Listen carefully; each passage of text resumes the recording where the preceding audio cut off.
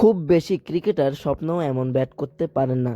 শ্রীলঙ্কার বিপক্ষে সিরিজ নির্ধারণী টি-20তে সূর্যকুমার যাদবের ব্যাটিং দেখে টুইটে এভাবেই লিখেছেন ধারাভাষ্যকার হার্ষা বোগলে। শুধু কি হার্ষা বোগলে, এমন এক ইনিংসে কে না মুগ্ধ হয়েছেন। ২৬ বলে ৫০ করা সূর্য শতক করেছেন মাত্র ৪৫ বলে, ৯টি ছক্কার সঙ্গে মেরেছেন ৭টি চার। সূর্যের দিনে ভারতের বিপক্ষে দাঁড়াতেই পারেনি শ্রীলঙ্কা, হেরেছে ৯১ রানে। ২-১ ব্যবধানে সিরিজটাও জিতে নিয়েছে হার্দিক পান্ডিয়ার দল। রাজকোটে টসে জিতে ব্যাটিং নিতে চেয়েছিল দুই দলের অধিনায়কই। টস ভাগ্য হার্দিক পান্ডিয়ার পক্ষে গেলে আগে ব্যাটিং করার সিদ্ধান্তের যথার্থতা প্রমাণ করে ভারতের টপ অর্ডার। রাহুল ত্রিপাঠীর ১৬ বলে ৩৫ রানের ইনিংসে পাওয়ার প্লেতে ৫৩ রান তোলে ভারত।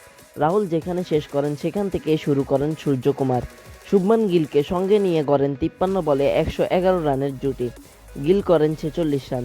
৪৩ টি-20 ক্যারিয়ারে তৃতীয়বারের মতো শতক করেছেন সূর্যকুমার। শেষ দিকে অক্ষর প্যাটেলে ২১ রানের জড়ো ইনিংসে ২২৮ রান তোলে ভারত।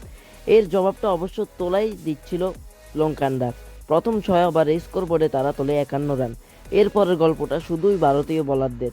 লঙ্কানদের বড় জুটিই করতে দেননি পান্ডিয়া আর্শদীপ সিংরা। আর্শদীপ নিয়েছেন ৩ উইকেট। নিজের সর্বশেষ ম্যাচে টানা ৩টি নোবল করে সমালোচনার মুখে পড়া আর্শদীপ এদিন জবাবটা ভালোই দিয়েছেন। উমরান মালিক, পান্ডিয়া, চাহাল নিয়েছেন ২টি করে উইকেট।